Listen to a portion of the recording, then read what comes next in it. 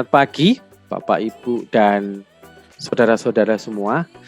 Hari ini kita diberi kesempatan yang cukup dan sangat baik karena hari ini kita akan bertemu dan berdiskusi dengan dua tokoh yang sangat kompeten di bidangnya. Satu sebagai praktisi dan punya profil yang sangat baik, dan juga satu akademisi. Maka ini akan menjadi sebuah pelatihan yang menurut saya akan menarik kalau kita perbincangkan lebih jauh. Maka saya tidak akan panjang-panjang untuk opening karena beliau berdua ini punya kapabilitas yang cukup, saya kira. Nah, maka langsung saja kita berkenalan dulu dengan salah satu pembicara kita, itu Pak Heru. Ini dan Bu Diah yang sangat luar biasa. Pak Heru ini beliau Pak, dulu sebagai salah satu GM di salah satu bank yang cukup besar, yang sangat besar bahkan di Bank Mandiri nggih. Dan sekarang bahkan pernah jadi dirut di Bapetarum yang dengan profil yang berbeda. Kok yang menjadi pertanyaan besarnya adalah kok bisa gitu loh punya homestay yang atau hotel gitu dengan industri yang berbeda. Mungkin bisa cerita dulu Pak, kenapa kok atau apa sih yang menarik dari homestay sehingga Bapak itu ingin masuk di bisnis ini begitu. Monggo Pak, kita. Ya, terima kasih Mas Ferry, Bu Dia, terima kasih sahabat saya, teman saya yang membawa ke Jogja.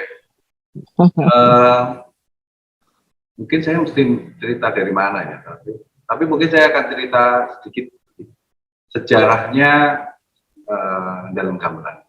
Jadi, saya tidak serta-merta punya intens langsung pengen bikin bisnis aktivitas bisnis homestay itu tuh itu tidak serta-merta.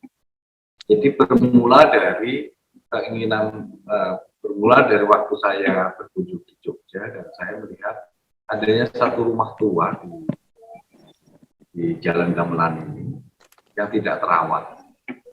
Dan dekat keraton, lingkungan keraton ya. Ya, di dalam lingkungan keraton. Kelurahan Panembahan. Ini dan saya ingat kembali flashback kepada masa kecil saya. Dalam yang saya yang ada di Ponorogo itu juga rumah Jawa kuno.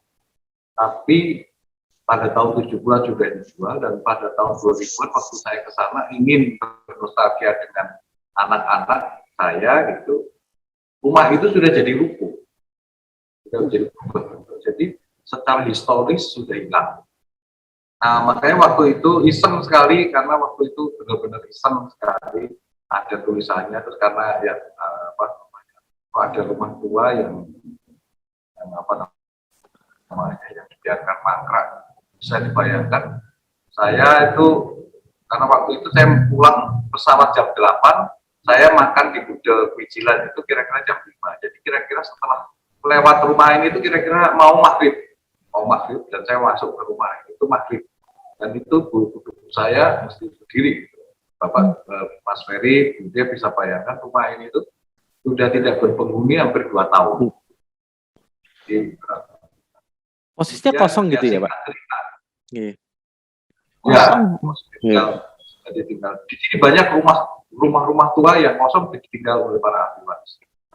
Karena orang ahli warisnya dari Jakarta gitu ya. Mungkin juga tidak ada kaitannya. Singkat cerita bahwa rumah ini akhirnya dipercayakan ke saya. Kenapa? Karena saya berjanji kepada ahli warisnya. Saya berjanjinya begini. Saya memiliki suratnya secara legalitasnya, secara aktenya saya. Tetapi secara heritage-nya ini bukan heritage. Jadi saya akan mengembalikan rumah ini dalam bentuk yang ya punyanya panjenengan, karena ini bukan, saya nggak bisa ngeklaim saya orang keraton, saya yang khusus saya ada di sini, tidak. Jadi mulailah saya membangun rumah ini sebagai satu apa namanya, satu warisan budaya, karena saya juga sangat sedih waktu saya lihat, saya pengen bernostalgia dengan film yang saya dulu di Ponorogo sudah hilang, sudah jadi rubuh. Nah, rumah ini dibangun kalau nggak salah tahun 2000, direstorasi tahun 2006. Sampahnya hampir 2 truk waktu saya bersihkan. Dan setelah rumah tua ini saya bersihkan, kecantikannya itu timbul. Hampir tidak ada yang saya rubah dari rumah ini. Saya kembalikan, saya restorasi, benar-benar saya kembalikan. Ya semampu saya. Nun sewu Pak, saya agak potong, saya agak tertarik begini. Nanti kita cerita restorasinya, nggih. Saya tertariknya di sini. Ketika Nun sewu Bapak itu kan dari Ponorogo aslinya, nggih. Yang saya di Ponorogo. Nah, Ponorogo kok dalam hal ini dalam tanda kutip kok jatuh cinta gitu loh dengan Jogja itu ketika ada sesuatu apa gitu yang mendorong ini menarik tampaknya. Ini justru misterius ini Mas Ferry, Budia. Karena sebenarnya tidak ada satu alasan pun untuk saya beli properti di Jogja. Tidak ada satu alasan pun untuk saya beli properti di Jogja. Pertama, saya bukan orang Jogja. Bukan orang tua saya juga bukan orang Jogja, saya nggak punya keluarga di Jogja. Saya tidak sekolah di Jogja, anak-anak saya juga tidak sekolah di Jogja, istri saya bukan orang Jogja, dan juga waktu itu juga nggak kepikiran kalau saya juga pensiun di Jogja, gitu juga ada juga. Jadi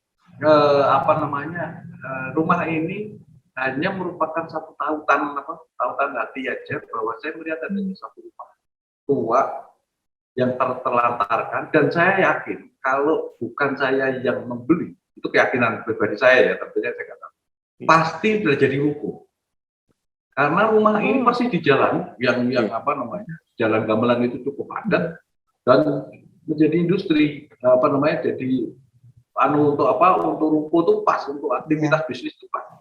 Jadi salon, rumah makan ya, rumah makan apa itu akan lebih. Nah, artinya ada semacam spiritualitas yang membuat punya hati untuk menjaga tradisi di situ, nggih.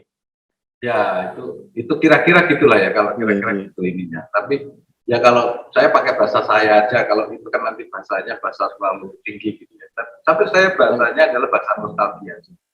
Bahwa sekarang ini trennya itu warisan itu hilang, demolis. Udah, saya melihat lingkungan di sini, di rumah di Jero Beteng ini, rumah bagus-bagus semuanya dibeli sama orang lain, orang Jakarta, dirubuhkan, dibangun bangunan baru. Stupid, very stupid. Karena pada dasarnya orang itu nggak mau meneruskan sejarahnya orang lain, pengennya dia bikin sejarah sendiri. Betul. Nah, kebetulan kalau saya sih sadar aja, saya bukan orang Jero Beteng, saya bukan keturunan dari dari sultan siapa gitu. Saya hanya orang manusia biasa yang punya satu konsen terhadap terhadap budaya, terhadap peninggalan, dan ya itu aja sih, itu komitmen saya gitu. Nah, kebetulan istri mendukung. Kalau istri nggak mendukung ya enggak. Secara finansial, secara bisnis nggak masuk akal. Secara historis juga nggak ada ikatan emosi. Nggak ada alasan untuk saya tinggal di Jogja. Ya, jadi ini memang semuanya, kalau bahasa metafisisnya ya ini memang sudah ditakdirkan gitu ya Bu. Ya. Iya. Nah, mungkin yang nanti pemirsa dalam tayangan ini mungkin juga beberapa belum ngeh gitu ya. Hal spiritualitas itu memang kadang nggak terlihat tapi terasa. Saya sendiri punya pengalaman yang kalau pinjam bahasa Budia tadi ada roller coaster gitu ya. Saya dulu itu nggak suka Pak dengan Jogja.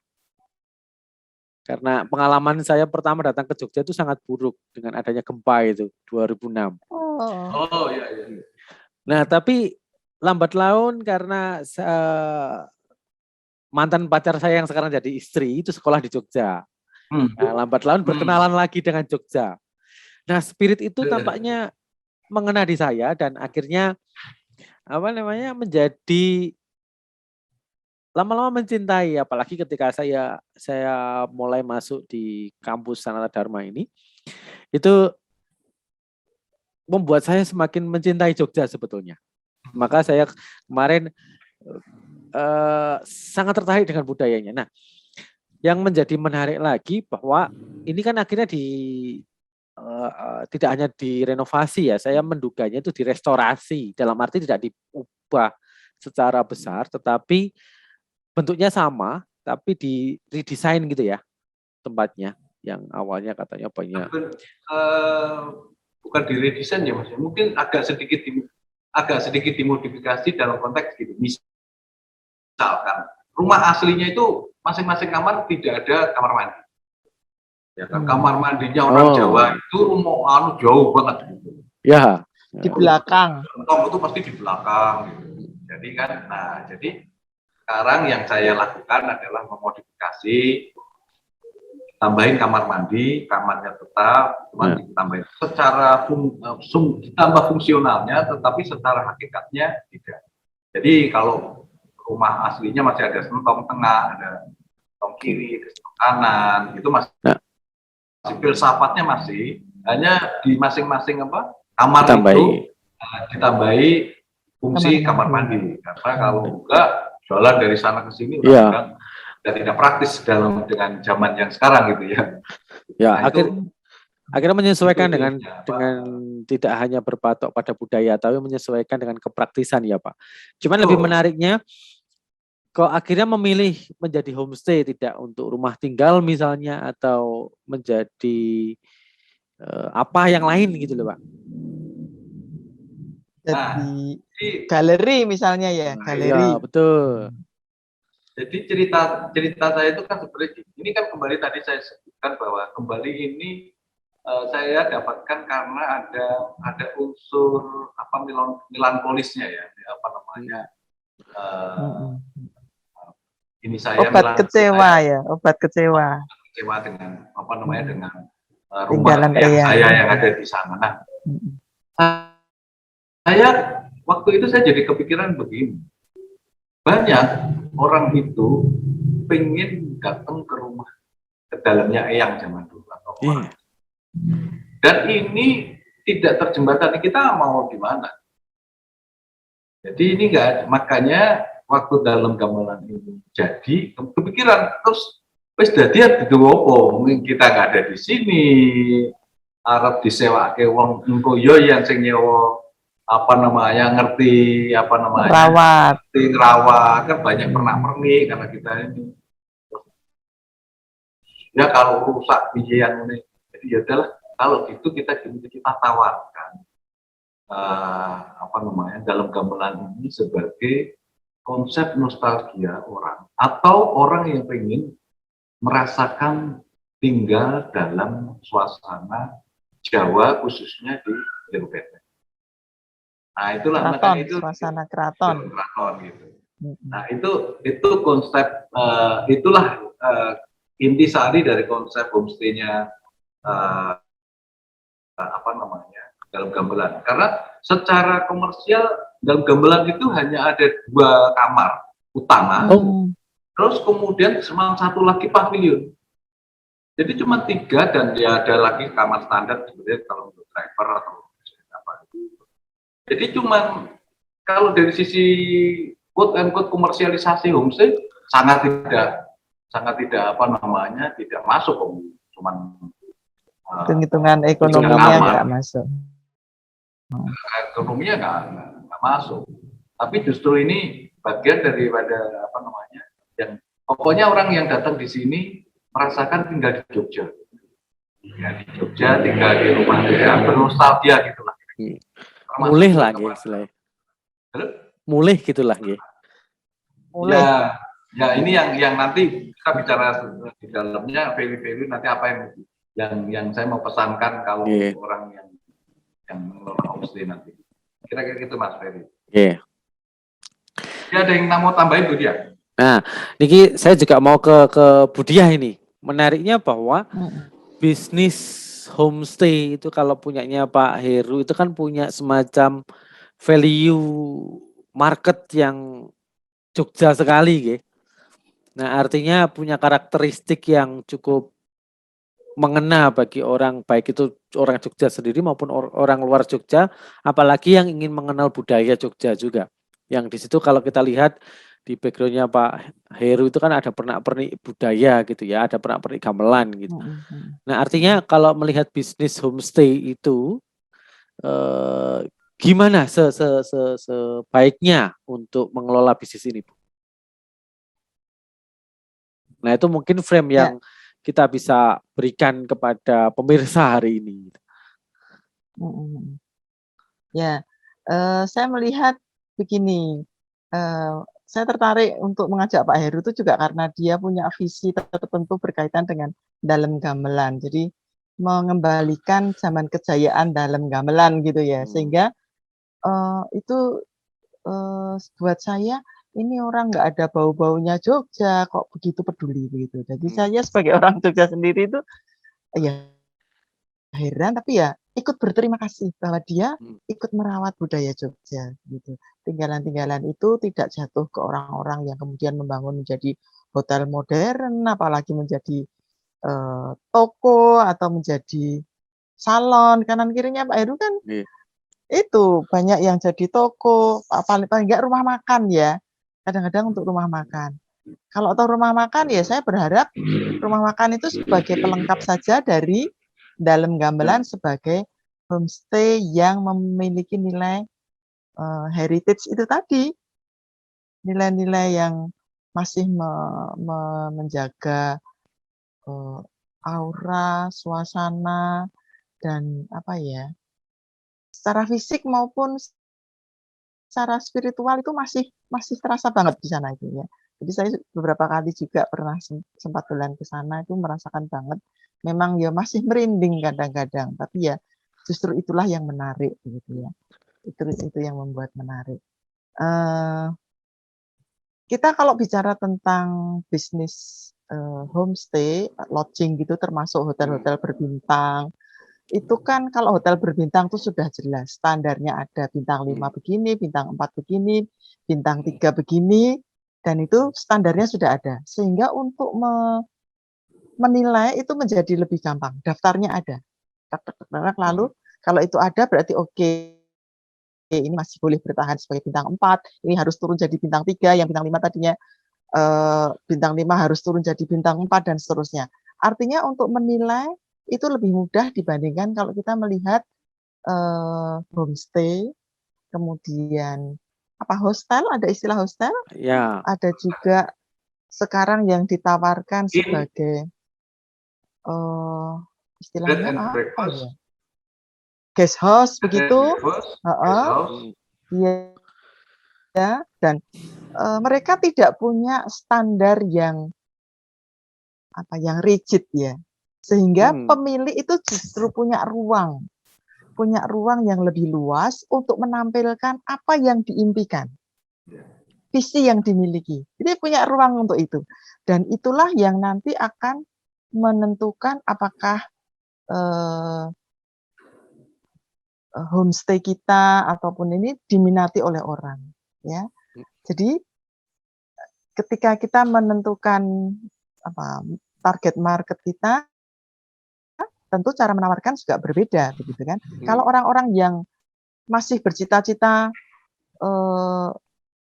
tinggal di hotel bintang 3, pasti dia masih ingin ke bintang 4. Lalu masih pengen lagi bintang 5. Tapi orang yang sudah sampai tumek apa ya? Jenuh tinggal di hotel-hotel bintang, itu pasti tidak mencari hotel bintang lagi. Dia mencari suasana lain. Karena di hotel-hotel bintang itu standar banget gitu. Kenyamanannya pasti begitu, lalu pelayanannya mesti begitu, orang-orangnya juga sama. Cara itu relatif sama karena sudah standardized. Ada ukuran yang pasti, tapi beda dengan homestay seperti yang dikelola Pak Heru, milik Pak Heru, punya saya beda lagi nanti suasananya. Suasana di pegunungan yang mengelola, yang tinggal di sana, yang melayani tamu orang lokal gitu. Justru yang dijual itu kesederhanaannya. Cara mereka ngomong masih lugu. Tidak berbunga-bunga, polos begitu ya.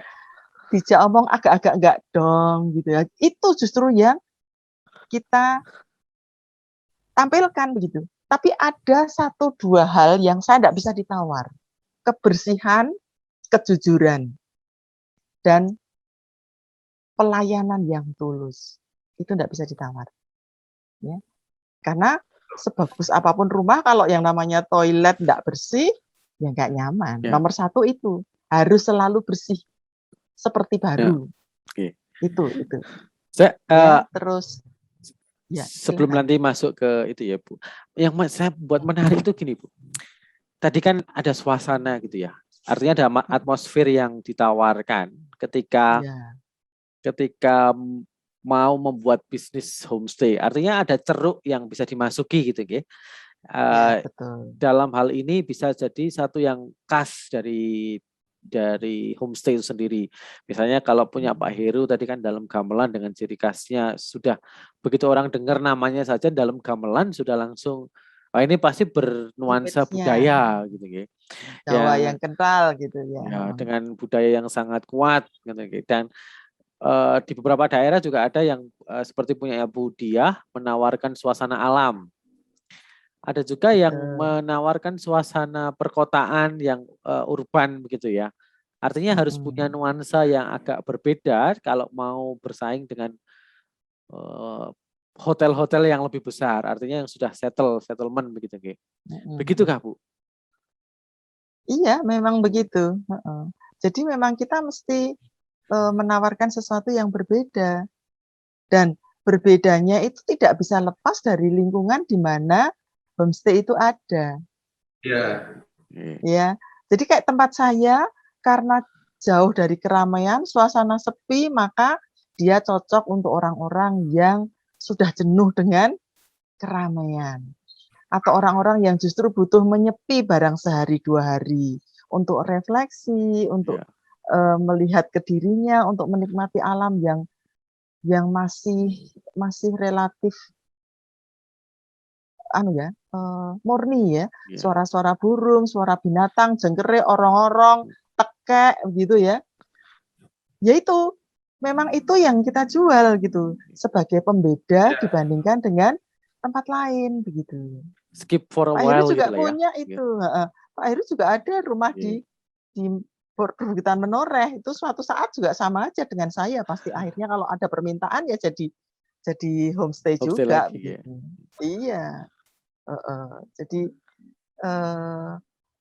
anak saya kalau mengatakan less is more itu seperti itu. Justru keterbatasan akses TV, internet itu justru itu menjadi kekuatannya. Karena orang pengen menyepi, orang pengen merefleksi diri, retret mungkin, rekoleksi gitu ya. Latihan-latihan kepemimpinan yang butuh mengenali diri, potensiku, kelebihanku, hal-hal semacam gitu menjadi pas sekali untuk situasi yang seperti di tempat saya dan tempat Pak Heru yang di Menoreh. Kalau orang yang senang dengan budaya, mengagumi, dulu pernah tinggal di dalam lingkungan keraton, pengen bernostalgia masa kecilnya, maka dalam gamelan itu amat sangat pas gitu. Toh bisa disewa satu rumah seolah-olah punya kita gitu. Betul. Ya, itu. Kayaknya Pak Heru, sepertinya keluasannya. Pak Heru mau Ya, memberikan sesuatu ini. Dari tadi menyimpan banyak ini. Monggo Pak Heru. Saya hanya mau menambahkan dari apa yang sudah disampaikan dari dia tadi. Jadi tadi Bu Dia sudah bicara tentang value di setiap kita mau bikin homestay sebenarnya ada value. Value itu kan roh gitu, nyawanya. Karena kalau tidak cuma jadi penginapan. Banci itu jadi penginapan itu cuma tempat bread and breakfast saja ya kan. datang cuma nginep, datang selesai. Jadi tidak ada emotion yang terlibat di sana. Kalau penginapan, kita bicara penginapan selesai. Ya. Homestay kalau cuma bicara penginapan selesai. Karena itu komoditi dan orang gampang sekali meniru dan lain sebagainya. Saya hanya mau sedikit sharing dengan menambahin apa yang tadi Bu Dia tadi sampaikan bicara. Jadi dalam konteks kalau kita memiliki satu industri yang sifatnya hospitality, gitu, fisiknya itu minimal menurut saya ada 3 syarat. Tadi sudah disebutkan Bu Dian tentang masalah higienis atau bersih. Saya mungkin akan yang kedua nyaman. Nyaman itu relatif, tapi nyaman. Saya akan menambahkan yang paling pokok utama dalam industri ini adalah aman. Keamanan, karena keamanan itu paling. Jadi once keamanan itu tidak ada, orang nggak merasanya nggak aman, merasa aman, itu apapun mau di hotel bintang 5, mau di hotel bintang 10, betul. Sudah takut duluan nih. Itu paling penting. Ya, aman itu penting. Kemudian yang kedua itu nyaman. Yang ketiga itu adalah memang bersih. Itu syarat utama fisiknya. Nah, syarat tambahannya ceritanya nih. Nanti kita bicara ceritanya yang tadi dia bicara masalah apa namanya cerita di situ tuh rohnya apa sih, kan kita mesti ngambil cerita. Nah, saya juga apa namanya di sini peran daripada orang atau operator itu juga sangat dominan, bahkan melebihi daripada fisiknya. Jadi Bu Dia sudah mengatakan bahwa sopan.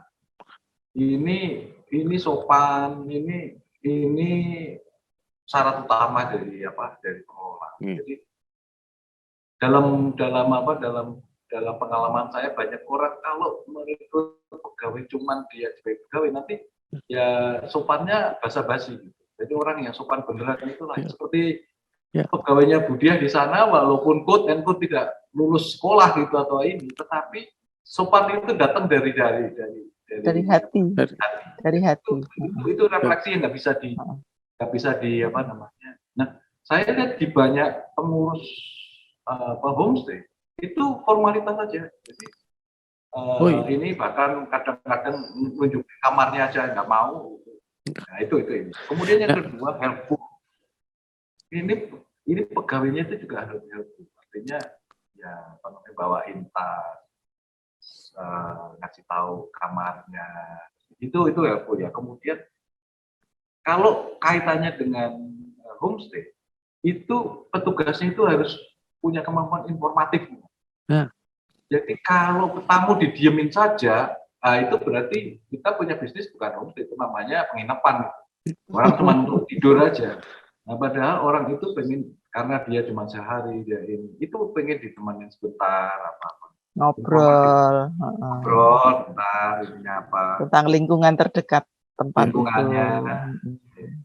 Nah, apa namanya, juga bercerita tentang sejarah, tentang filmnya, kenapa sih ini. Itu penting itu, apa namanya, untuk pengelola. Kalau di sini. Nah, terus yang paling penting lagi itu, pegawainya itu nggak boleh matre. Matre itu dikit-dikit uang. Waduh, itu bahaya. Itu bahaya. Itu karena itu menjadi tidak itu rating kepuasan bisa turun. Kadang-kadang orang nggak ngasih tip itu bukan karena dia pelit, karena lupa, karena buru-buru apa. Itu mesti. Nah, kadang-kadang kan kita lihat, waduh ini dulu tamu ini dulu nggak ngasih tip gitu ya. Nah, itu udah lain tuh. Kalau orang kita ngajarinnya matre itu, waduh itu udah. Ya. Nah, ini yang saya sampaikan di samping dua hal ini, yaitu tempatnya, pengurusnya, ya tadi yang sudah kita bahas di awal, ceritanya. Cerita itu lebih penting. Cerita itu yang menyebabkan, seperti Bu Dian tadi bilang, kenapa nggak tinggal di bintang 5? Karena ya sudah biasa. Orang tuh tinggal di hotel, kalau sehari oke, tapi lebih dari sehari itu bosen. Kesu, nggak homey. Bagaimanapun homestay itu harus ditimbulkan konsep home. Itu yang membedakan. Itu nilai-nilai itu yang membedakan dengan hotel menurut saya. Oke, nanti mungkin akan menarik kalau ditanggapi Budia misalnya begini. Tadi kan kita sudah mulai bicara tentang pengelolaan orang-orang dan pengelolaan sumber daya manusianya ya. Nah ini Ya, menarik tadi betul. yang diutarakan oleh Pak Heru bahwa tidak cuman skillnya, kalau kita mau cari skill hotel sudah ahlinya lah ya, hotel bintang 5, bintang 4. Tetapi di sini homestay tidak hanya cari skillnya untuk komunikasi. Skill itu tetap penting, tetapi di balik skill itu ada personality yang menunjukkan keaslian dan termasuk mendukung value dari bisnis homestay itu sendiri. Nah, dalam hal ini pengelolaan orang-orangnya, sumber daya manusianya, pengelolaan bagaimana merekrut sampai kepada bagaimana membekali sampai ketemu dengan para konsumen itu menjadi berpas begitu ya, ada semacam intersection begitu G. Mungkin Budia bisa memberikan penjelasan dan memberikan semacam tambahan dari Pak Heru tadi yang saya kira sudah sangat menarik tadi. Tapi kok tampaknya mungkin Budia punya sesuatu yang mau diceritakan begitu. Monggo Bu. Iya, terima kasih. Jadi benar sekali Pak Heru tadi soal keamanan itu, jadi memang bersih, nyaman, aman. Aman ini kuncinya di kejujuran karyawan. Yes, betul. Karena apa? Mereka naruh tas, jalan-jalan, sudah. Kalau mereka tidak merasa aman, mereka nggak akan betah dan nggak berani jalan-jalan meninggalkan kamar begitu. Padahal biasanya kalau di tempat Pak Heru, tempat saya tuh pasti mereka seharian itu jalan-jalan, menikmati suasana sekitarnya begitu. Nah, itu kejujuran karyawan menjadi nomor 1 menyangkut keamanan. Ya. Kemudian untuk keterampilan, saya hanya memberi hal-hal yang pokok, yang utama, yang dibutuhkan oleh tamu supaya dia merasa nyaman. Nomor 1 tadi kebersihan, maka saya bilang gampang saja. Nah, kalau hanya ketemu WC kotor di rumah tiap hari ketemu. Jadi tolong WC dibikin selalu baru. 1 itu. Sederhana. Omongnya itu harus sederhana. Ya. Ya. Karena memang untuk tempat daerah saya mencari orang yang pinter yang didatangkan dari kota susah gitu. Dan nggak nutut gajinya begitu. Dan itu bukan seperti yang saya bayangkan gitu ya. Jadi saya pengen keberadaan homestay itu juga mengangkat harkat, martabat, dan kesejahteraan orang-orang sekitar gitu. Maka justru saya waktu itu saya dan suami itu milihnya malah orang yang paling di masyarakat itu paling apa ya, kurang dihargai gitu. Iya, ya karena kemiskinannya, karena tidak punya pekerjaan, karena tidak lulus SD dan sebagainya. Tetapi saya meyakini orang-orang seperti itu justru mudah dibentuk. Kalau untuk keterampilan mungkin memang agak susah ya, diajak ngomong aja harus pakai bahasa mereka. Kita punya apa istilahnya? Istilah-istilah yang agak berbeda. Konsep bersih menurut dia dan menurut saya itu beda. Gitu. Kalau menurut saya ada debu itu kotor. Kalau ada kertas, ada daun itu baru kotor. Jadi ketok gitu. Itu baru kotor gitu. Nah, hal-hal semacam itu lalu saya harus menggunakan bahasa yang sederhana untuk memberi pemahaman konsep bersih, konsep aman, konsep nyaman gitu. Berarti lebih ke caranya ya Bu ya, sebetulnya cara ngomongnya caranya, gitu ya. Ya. Lah kita kan diajari. Pertama pahamilah konteks. Siapa konteks? Konteks adalah orang yang mau kita ajari itu tadi, yang mau kita didik. Nomor 1 kan itu, kita diajari itu. Jadi kita mesti masuknya lewat tingkat pemahaman mereka. Lalu jujur, lalu rasa memiliki, dan terlebih adalah kalau saya mintanya ketulusan. Ketulusan tuh begini, saya punya konsep sederhana, kita bisa ngasih permen kalau kita punya permen. Kamu bisa membuat tamu bahagia kalau hatimu bahagia. Kalau hatimu nggak bahagia, kamu nggak akan bisa kasih kebahagiaan ke tamu.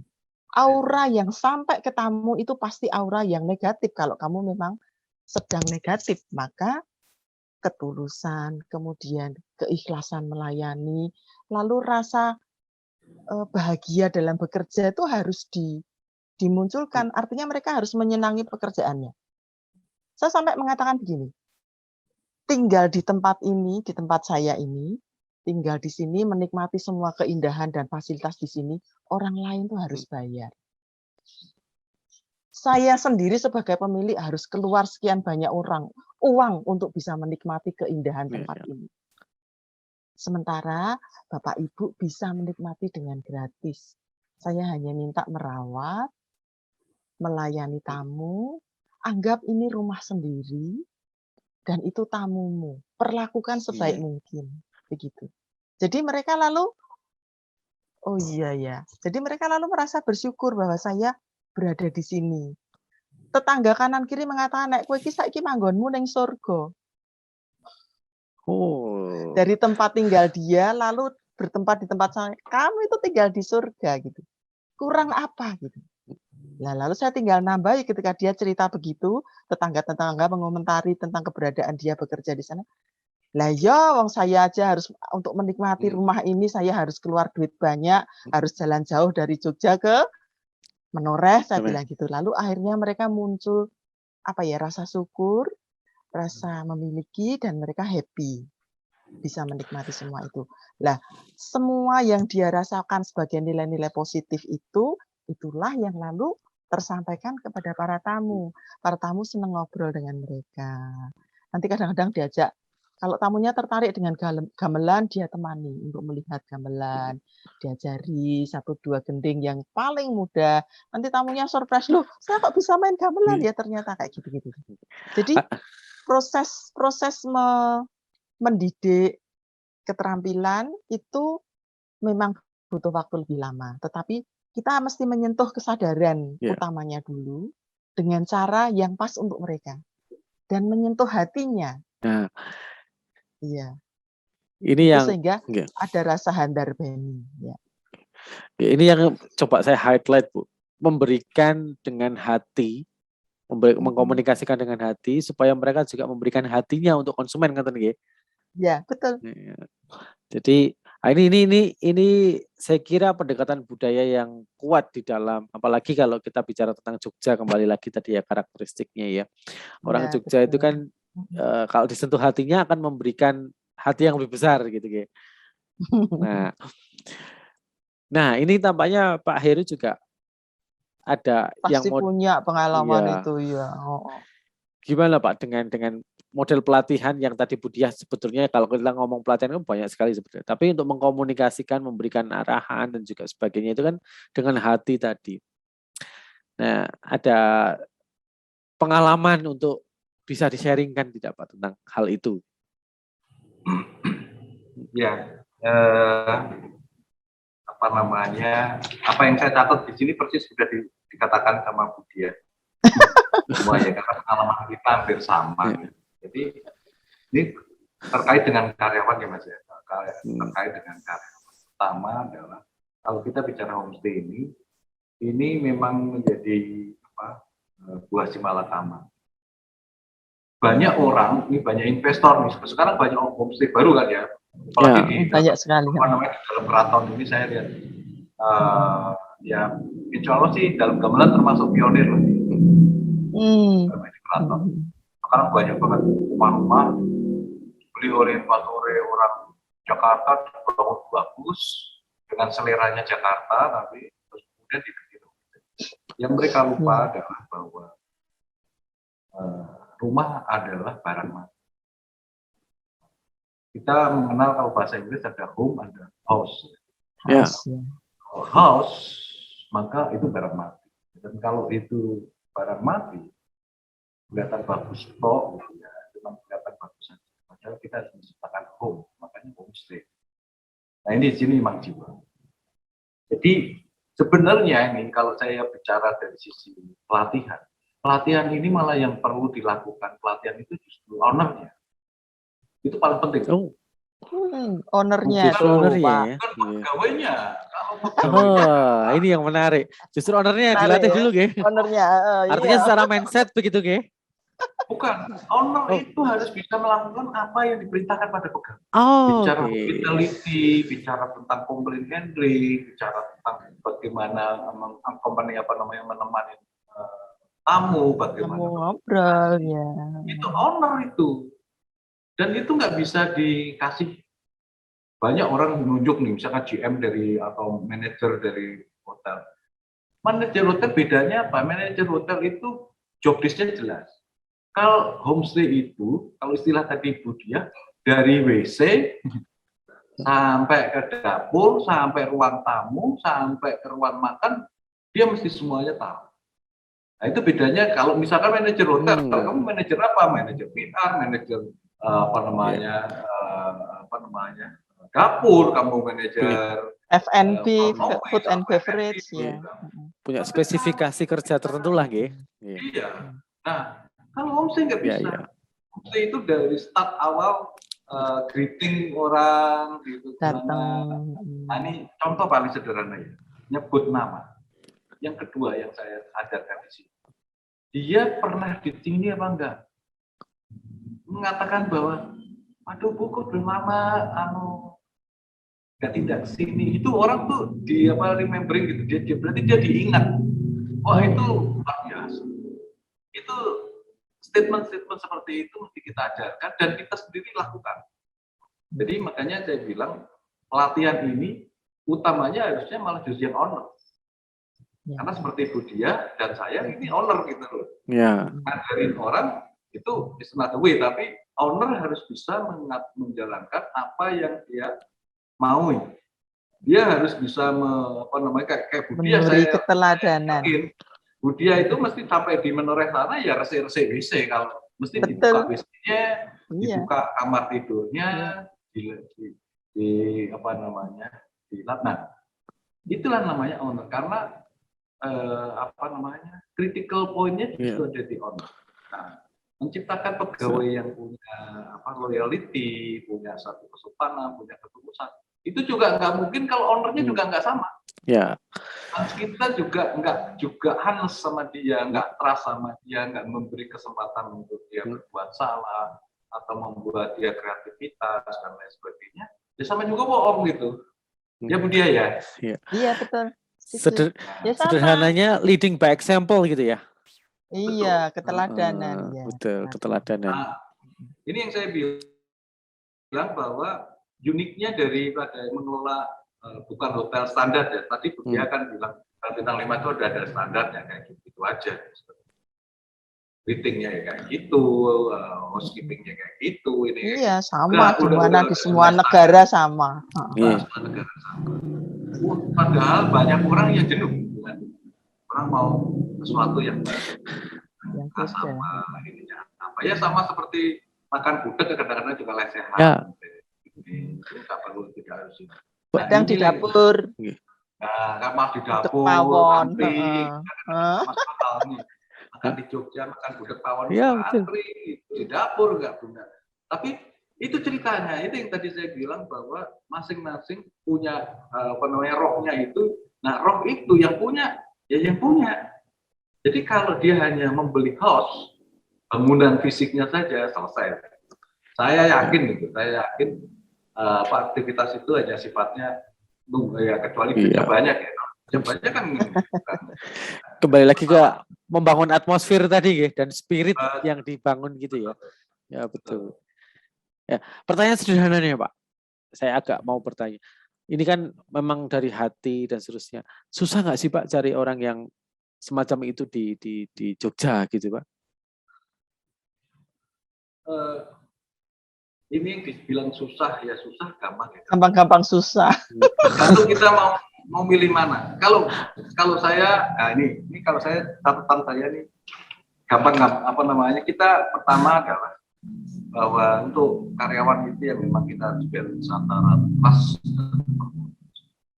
Karena gini, kalau untuk homestay kita nggak bisa expect yang cantik-cantik. Karena apa? Risikonya gaji.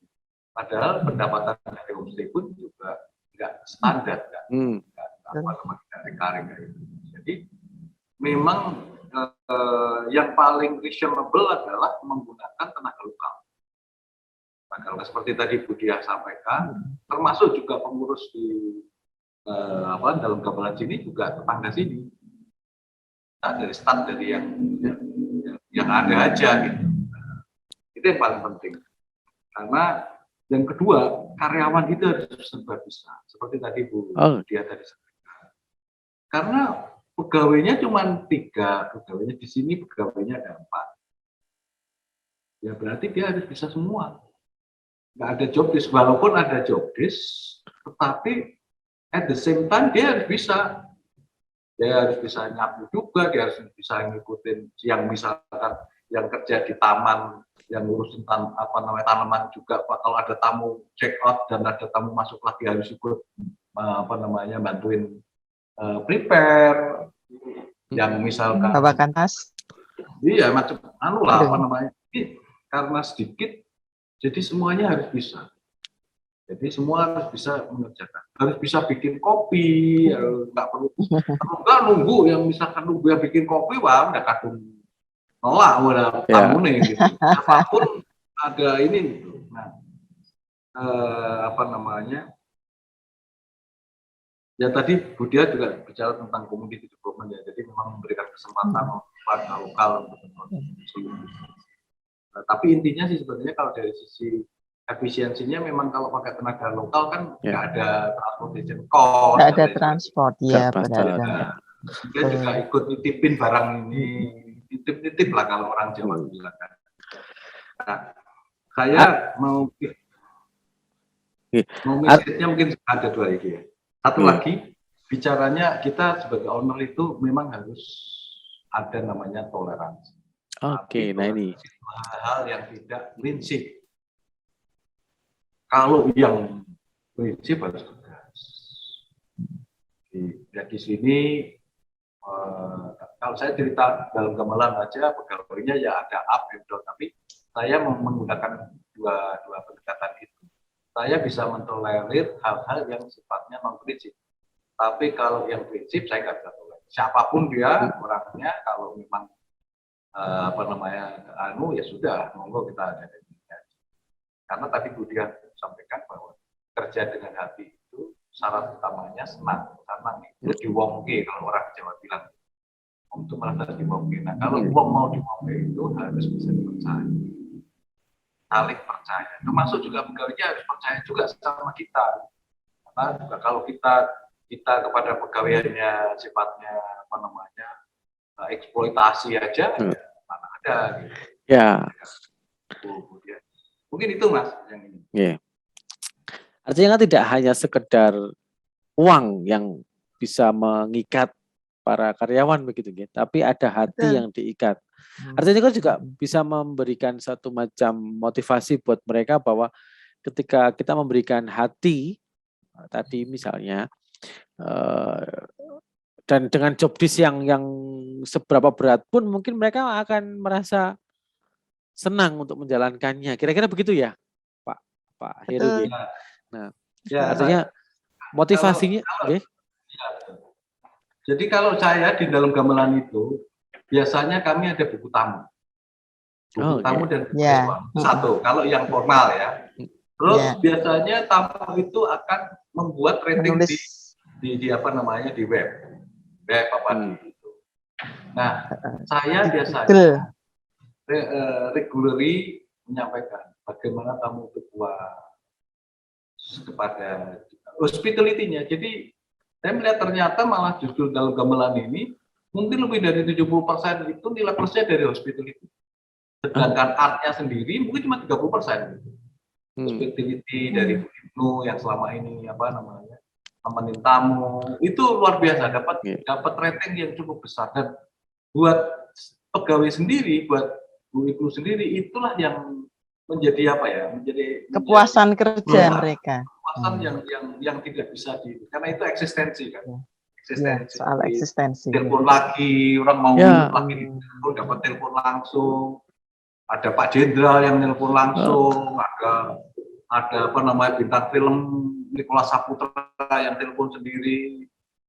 Nah itu kan itu nggak mungkin dia dapatkan kalau dia tidak melayani, dia tidak dengan baik gitu. Nah, itu kepuasan itu yang non materi secara ini.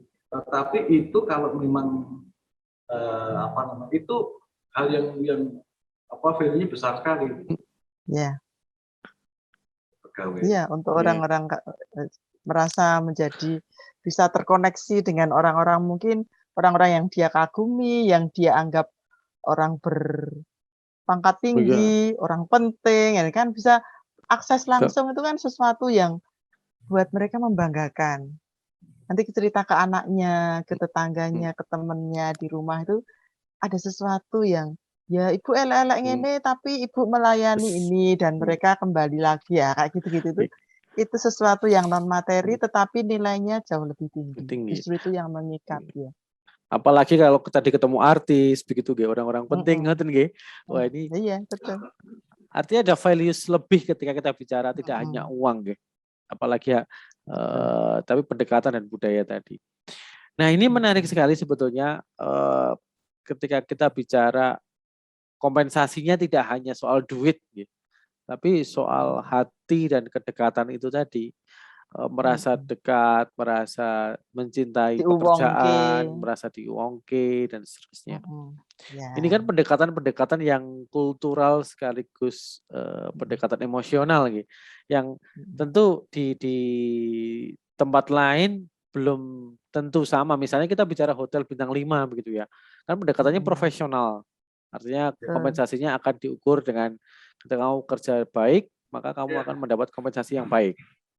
Nah, menariknya bahwa homestay tampaknya atau lodging khususnya untuk di Jogja apalagi itu pendekatan-pendekatan tidak cukup itu ya. Ngerti nggih, Pak? Nah, ini yang menarik bahwa kultural itu menjadi satu hal yang sangat diperlukan di dalam pengelolaan itu tadi ya. Tidak hanya soal bagaimana kita sekedar merekrut, tidak hanya sekedar melatih, tidak hanya sekedar memberikan motivasi atau memberikan arahan, tetapi bagaimana membangun rasa dan membangun hati itu tadi nggih. Nah, ini menarik karena ini kan kadang-kadang tidak tertangkap. Kalau di teori itu kan agak susah nggih mencarinya nggih. Iya, betul. Ilmu tidak diajarkan, textbook itu kan tidak banyak. Kira-kira ada ilmu apalagi yang belum saya explore dari pertanyaan-pertanyaan tadi, Pak. Tampaknya banyak sekali. Kira-kira apa yang menarik lagi? Saya sampai kehabisan pertanyaan ini untuk karena saking ternyata membuka mata kita ya. Ternyata mengelola apalagi bisnis homestay di Jogja khususnya itu kan punya values lebih gitu. Nah, pertanyaannya kemudian apa sih yang kira-kira bisa diberikan untuk para pengelola dan juga pemilik terkait dengan pengelolaan karyawan dan pengelolaan homestay gitu. Mungkin semacam closing statement untuk kita berikan kepada mereka bahwa ini loh pentingnya hotel, ini pentingnya hati, dan ini pentingnya spirit dan atmosfer tadi. Kira-kira seperti apa, Pak? Mungkin dari Pak Heru dulu semacam closing statement-nya.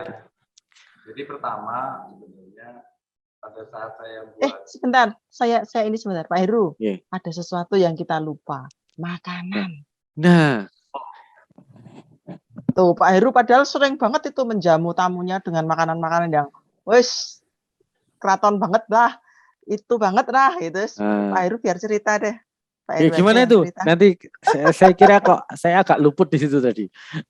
Ya sebenarnya sih ya mungkin buat benar Budia. Jadi buat orang Jogja sendiri sesuatu hal yang biasa ya.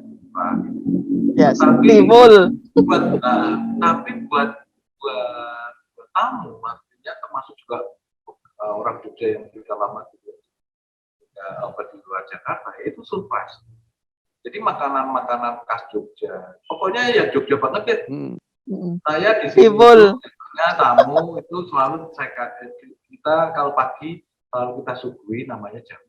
karena kebetulan tetangga Jamu, Oh, jamu. jual Iya. jamu, beras kencur ya, muncul, jadi kenir asem. ya konerasi itu wajib lah itu. Nah, boleh nanti carikan kalau gorengan itu biasanya apa kucing sukun. Sukun, balok, wedang ronde, Nah, itu wedang itu bajigur. itu yang apa namanya yang ya artinya sebenarnya itu lebih memberikan kedekatan warna lah, memberikan lebih warna lebih jelas. Kalau di tempatnya dia pasti direbusin singkong, direbusin yang barang-barang apa namanya Tales. tanaman-tanaman. Iya, tales. Pokoknya yang di situ apalah ada buah-buahan apa yang ada di situ di suku ya itu yang khas itu daerah situ ya. sayurnya. Nggih, nggih. Iya, yang ada di sayurnya yang ditanam sendiri. Justru yang di luar sana itu mengharapkan misalnya memberikan pizza atau yang lain, kita memberikan makanan khas kita, ngoten nggih. Menarik ini. Itu ininya apa namanya? Itu kejutan-kejutan. Nah, mungkin Mas saya kembali ke tadi yang saya sampaikan terhadap industri homestay khususnya di Jogja ya, atau di daerah-daerah lain lah. Pertama saya mau cerita adalah bahwa waktu tahun 2006 dalam gamelan ini saya inisiasi di Jogja di lingkungan keraton ini. Sebenarnya saya itu ingin ingin menggerakkan kepada para ahli waris atau para penghuni yang masih asli di sana untuk membuka diri. Jadi bisa dibayangkan kalau di lingkungan keraton ini nanti ada namanya wisata budaya, tinggal di rumah yang khas Jogja, makannya Jogja, nantinya itu luar biasa. Itu kita bisa kalau kita di Jepang, komunitas di apa namanya di Italia atau di apa itu ada namanya wisata wilayah yang ciri khas ya. Khas dari kayak Chinatown gitu ya, Chinatown, Little India gitu ya. Gitu kan kita. Jadi bagi bagi pemilik nanti calon investor atau investor yang juga mengembangkan homestay ini, karena homestay ini bagaimanapun juga diperlukan untuk mendorong pariwisata tuh homestay penginapan itu sangat diperlukan karena bisa dibayangkan pada tahun 2000 saya tahun baruan itu ke Jogja muter seharian dari pagi sampai malam nyari hotel nggak ada. Wah itu keselnya setengah mati sama Jogja. Sampai akhirnya saya mesti tidur di Solo. Ya. Nah, malam jam 10 malam sampai ke Solo karena saya nggak dapat dari hotel bintang 5 sampai paling burem di Malawaru nggak dapat semuanya. Jadi memang kita bicara tentang kita bicara tentang homestay, kita bicara tentang hotel, itu memang sangat diperlukan oleh kota wisata kayak Jogja. Namun demikian, nah ini saya bilang kelemahan daripada pengelola homestay itu adalah bahwa mereka itu sangat individual, bersaing. Jadi menganggap kalau ada orang bikin homestay baru itu bersaing. Kalau saya kok enggak gitu, karena saya yakin kalau saya punya konsep saya ini mau ada tiap-tiap deret 20 ini malah lebih bagus. Karena ini yang sebenarnya secara mentality, makanya kalau saya bilang trainingnya itu harusnya pada ownernya dulu atau ownernya dulu. Karena penyakitnya juga nanti saling nyacat, nah itu jelek. Ngerasa ini itu buat kamu nggak bagus, kamu tuh nggak bagus, jadi makanya saya di sini wanti-wanti sama polisi nggak boleh nyacat gaweane wong liya karena itu nggak bagus dan jadi ini kadang-kadang para pengelola itu atau yang nggak tahu dari ownernya apa dari pengelolanya karena ini terus itu tadi di sana gini, di sana gitu, di sana kita itu enggak. Nah, sehingga pesan saya sebenarnya pertama yang saya mau sampaikan khususnya untuk lebih kepada ownernya ya, atau yang mau nanti bisnis itu memang harus turun tangan sendiri, memberi warna sendiri. Ini mau dijadikan apa sih? Kita nih dulu kita mau apa?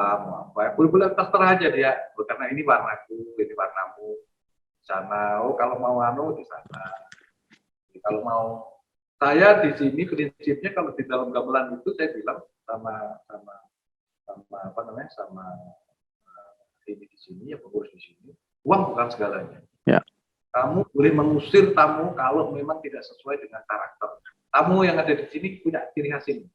Jadi kalau kamu punya uang banyak tapi kamu tidak sesuai dengan ini, lebih baik kamu nggak jadi tamu di dalam gamelan. Itu saya kasih authorize. Jadi supaya orang juga tahu menghargai. Kita itu nggak dibayar asal datang terus dia nanti mau suka hati. Kita itu nggak bisa. Nilai kita jadi jelek. Nah itu yang saya ingin sampaikan. Secara bersama-sama dinikmatin kuenya masih besar, ojo rebutan, ojo siring-siringan, malah ora serakah. Ya. Semuanya kan, Yeah. kalau kita siring semuanya kita ini, itu yang ingin saya sampaikan. Yeah. Artinya kata kuncinya kolaborasi dan saling berbagi kue tadi. Nah, saling menghidupi juga. Ya, betul. Artinya jangan menganggap homestay yang lain pesaing, tetapi menganggap kolaborator. Orang yang bisa diajak kolaborasi begitu ya. Yang artinya kalau homestay itu punya ciri khas, punya rasa tadi, punya atmosfer tadi, tentu dia akan bertahan. Apalagi pengelolaan sumber daya manusianya yang dengan manajemen rasa tadi. Nah itu kan bisa menjadi salah satu ciri khas di dalam pengelolaan homestay sendiri. Kalau Bu Diah mungkin ada sesuatu yang ingin disampaikan. Ya, kalau dari awal memang saya kecemplung mengelola homestay itu ya memang tadinya memang berawal ingin ini sih, memang ingin community development gitu tadi, mengajak masyarakat untuk berpikir maju, tidak saling bersaing. Jadi di tempat saya itu kan ada beberapa dalang. Dalang itu saingan terus kerjanya. Saya bilang, kita itu dari hidup kita sebagai dalang, duit dapat berapa sih? Nggak seberapa. Duit tidak, teman tidak, lalu happy-nya dari mana? Iya toh. Tapi kalau duit ngepas, tapi punya temen iso diajak latihan bareng, seneng-seneng bareng, itu malah nanti itu jalan rezeki akan datang gitu. Terhadap para pengelola bisnis wisata di sekitar kami, di sekitar homestay saya, justru kami kerjasama. Mereka menjual paket-paket, menyediakan transportasinya, semacam ojek begitu. Kalau ada tamu yang pengen keliling-keliling mengunjungi itu, ya kita tinggal manggil Karang Taruna ini, tolong tamu-tamu diantar kayak gitu. Sekaligus kita pesennya yaitu nilai-nilai yang nggak boleh ditawar itu tadi, memberikan rasa aman, jujur, tulus begitu, dan tidak orientasinya tidak semata-mata ke uang begitu. Karena orang yang ingin menikmati suasana nyaman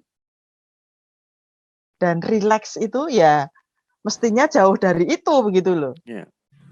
Dia jauh-jauh ke sini mau menikmati suasana yang jauh dari kejaran uang, malah yang dihadapi orang yang haus akan uang gitu. Kan tambah sebel nanti, nggak jadi nyaman lagi. Maka hal-hal semacam itu diberi penekanan supaya mereka ketika melayani itu, kalau di kita namanya service excellent, tapi excellent quote unquote untuk konteks di daerah itu. Jadi justru nilai-nilai yang bersifat local wisdom itu yang dijaga. Jangan malah diintrodusir dengan hal-hal yang sifatnya kekotaan, modern begitu. Yeah. Tapi biarlah dia begitu. Hanya untuk yang nilai-nilai universal seperti kejujuran, komitmen kayak gitu-gitu, itu harus sopan santun itu harus tetap ditekankan gitu. Jadi itu yang saya mendapat insight juga dari Pak Heru bahwa ternyata benar, oh pemiliknya mesti mulai dari Ya. pemiliknya sebelum ke karyawannya Hmm. gitu. Karena itu tadi kita bisa ngasih permen kalau kita punya permen. Nah, pemiliknya aja nggak bisa bersikap sopan, tidak bisa melayani dengan tulus, tidak menghargai karyawan, ya karyawan tidak bisa menghargai orang lain juga.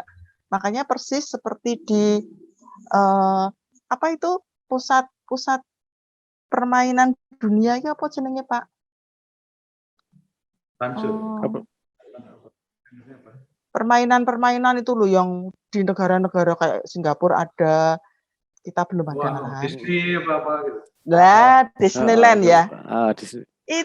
Disneyland itu kan karyawannya sebelum menjadi karyawan tetap atau mungkin sebelum diangkat menjadi tetap itu mereka kan disuruh jadi turis yang dilayani oleh para manajernya.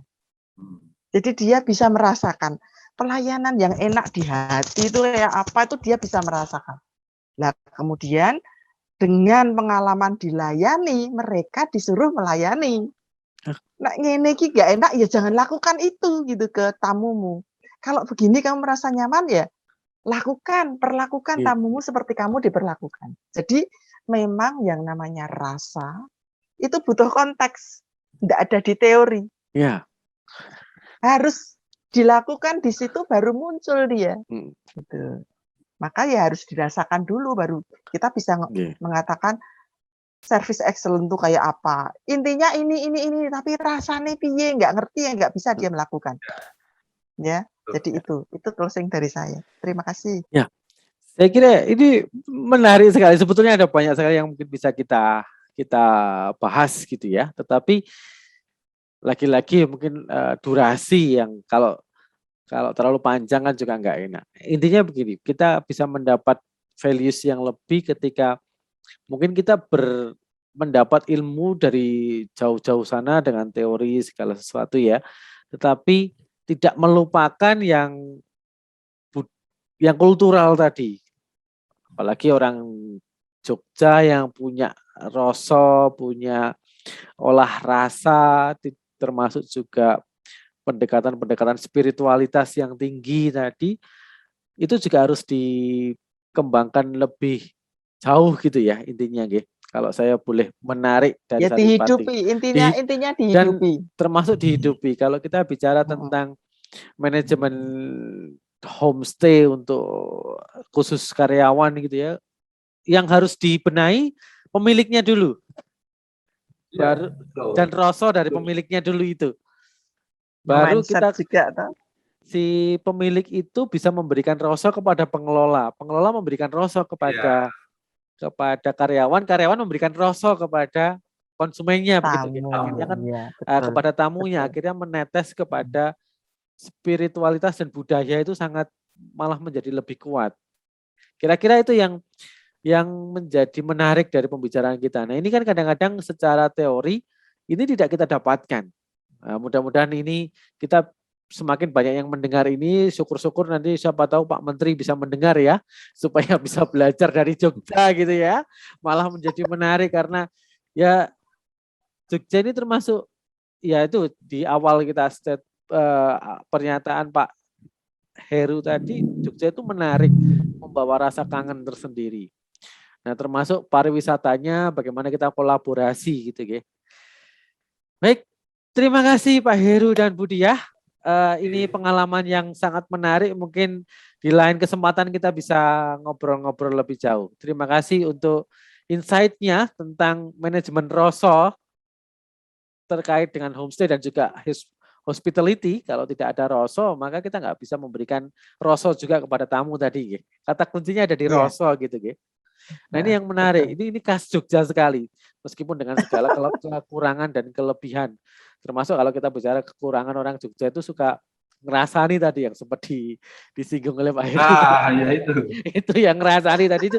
Tapi itu uniknya dari sebuah budaya itu kan entah itu dianggap plus minus, tapi ada sesuatu yang kita coba kembangkan gitu. Terima kasih untuk hari ini. Semoga kita bisa ketemu kembali untuk memperbincangkan sesuatu yang lebih dalam lagi. Tampaknya ini sangat dalam, tetapi kalau kita terlalu lama nanti kasihan yang nonton, Pak. Nanti malah nggak dapat apa-apa gitu ya, malah bosen gitu. Terima kasih.